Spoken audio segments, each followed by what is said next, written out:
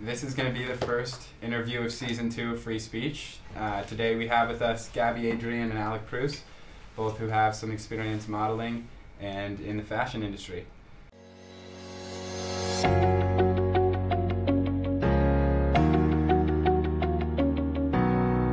Great to have you guys on. Thanks for having us. Thank you. So, how did you guys get started?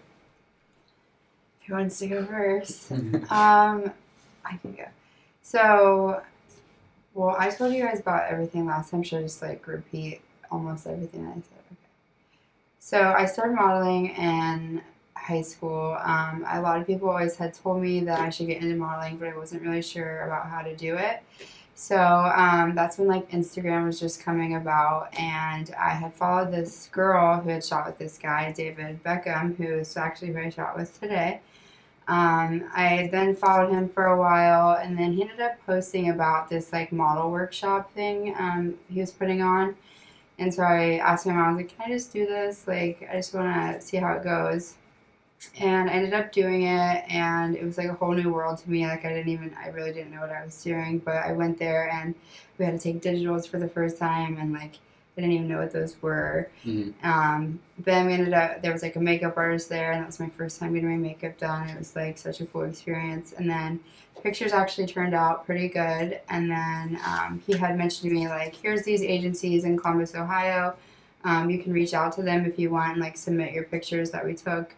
So that's what I did. I submitted them shortly after, and then I heard back from 3 of the agencies in Columbus, but I only went to Heyman and Sigel, and ended up going to Sigel for my first meeting. And then going to an agency meeting is kind of like an interview. They take pictures of you and they talk to you about your goals, and at that point I like didn't even know what I was trying to achieve. So they ended up wanting to sign me, and then so I got signed when I was 17 to Sigel Models, and yeah. I remember back when I was living at my parents' house, my little sister, she's 10 years younger than me, got these letters in the mail that said, hey, come and try and be a model. We hire stars from Disney and ABC and all this stuff. And I think my parents ended up telling her, no, don't even worry about that. That's spam. Yeah. How do people determine if that's a spam or if it's actually an opportunity?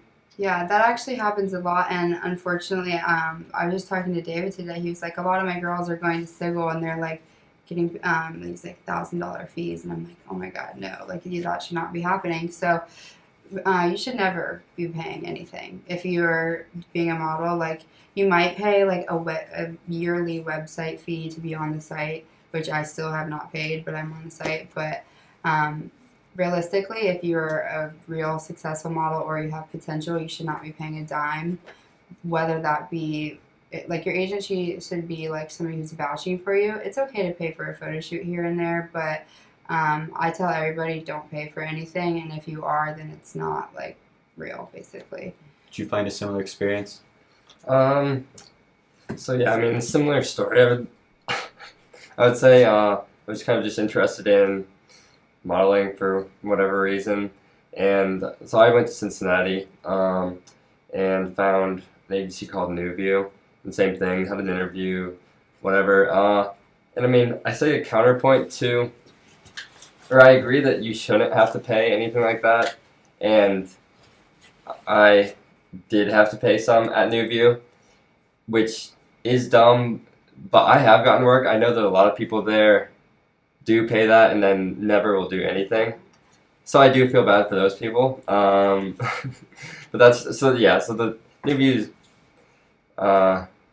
they're an okay agency, but I think probably not as good as Segal or any. I mean, I even think that, I mean, you have to start somewhere, Yeah, though, especially being somewhere. from Columbus, Ohio, and you don't have the resources like New York or LA. Like, these are the resources you have, and you have to work with them, and you hope that they have your best interests in mind. But yeah, you definitely just have to be aware of it. And sometimes it does get your foot in the door with people, and it shows that you're committed and established, I guess, if you're willing to like pay something. But there are a lot of people who end up paying thousands of dollars to do a model workshop, and you're like, what? How did you take the initiative to find work out in LA? So after I got signed with Sigel, I got a couple jobs here in Columbus, La Senza, they're under L Brands, and then Victoria's Secret, also under L Brands. And I'm a fit model and a presentation model. And I started working there when I was 17.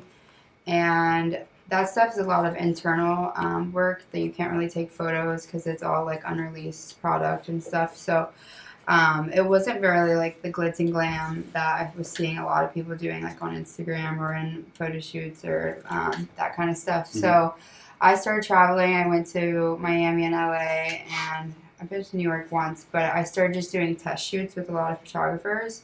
And test shoots are just like pictures to gain for your portfolio. And when you start shooting with more people, you get more content for your Instagram. They post you and you get more followers that way. And it just turns into like this snowball of networking. Mm-hmm. And so I started realizing like I could personally reach out to these people and that they were responding to me. What platforms were you reaching out to them on? Mostly Instagram. Mostly everything was Instagram, yeah. And I started doing that when I was probably 18. So Instagram wasn't, I guess, as big or crazy to like for somebody to respond to you with a lot of followers. So after I started gaining some traction with that is when I saw growth in my own Instagram. And then from there is when like brands started reaching out, and I realized that I could reach out to brands for collaborations on products, or even now with like paid posts. So just I would say the biggest thing is networking, and if somebody's not doing it for you, then you have to figure out a way to do it yourself. So when I was coding on my own, there was always this practice that I was doing to continuously get better, and I was able to document that. So I would do like algorithm practice. I would save all my algorithms, and then when I'd want to go and apply for Amazon, when I was working for Amazon, I just sent them everything that I'd already done. Is there like a practice that you do to keep you, whether that's in shape or staying networked? Is there like a practice as a model that you do every day that keeps you at the top? I mean, I would say just eating healthy, working out, and all those things are, I mean, you just have to maintain your look and keep getting better. So that's number one, definitely. I mean, beyond that, like, just doing photo shoots and getting experience. I mean, nothing can replace just getting experience working, because you can't really, there's no, like, resource that is like, here's how you, well, you kind of just have to do it. Yeah, because you said some people at that studio don't get work. They'll pay the fee and then they don't get work. Yeah, and I mean, and it's not their fault. It's that the clients don't want them. But yeah, I will say too, a lot of you can't only blame the agency, also because like Sigil and like what is it, New View? Yeah. They only have so many clients in this radius, and like unless the client's willing to fly one of us out, like it would be silly for them to like book a job like far away, and they usually don't have that resource or like network to book a job in New York for us and stuff like that. But for me, I would say definitely I love to work out and eat healthy. I'll get into my fitness stuff later, but honestly the best way to like feel confident when you go into a casting or do a photo shoot that actually matters is the practice of the photo shoots that you did before. So it's like that's your test runs. You have to learn how to move with your body. You have to be comfortable. You have to kind of put on a different role in whatever atmosphere that the photographer or like the client is asking of you. Today we were just talking, David was like, how do you know what next pose you're going to do? I'm like, honestly, I'm just like, oh, I did this one for a while, but it took me so many photo shoots to like understand my body and to understand like, okay, my neck's getting cut off in this angle and stuff like that. So similarly to like sports, you have to like practice with photo shoots and getting comfortable with yourself in that way too. So do you feel like you change the way that you model with different photographers? Definitely. There's some that like the one I just did in LA, super like beachy but like super weird posing, and it made me feel super uncomfortable, but then like the photos came out great. So like different photographers will bring out different things in you. Like photographer today, David, he lets me do my thing. Like I'm just like I'm gonna do this. He's like, go for it, whatever. But then there's some people that are like, put your left leg over there and your right arm over there, and you're like, okay. Right. So it just depends on their vibe and how you respond to it. I usually just go with the flow with whatever is thrown at me, because that's kind of like what you have to do. Mhm. But yeah, it's definitely different depending upon the client, the photographer, and how Sure. you guys vibe together.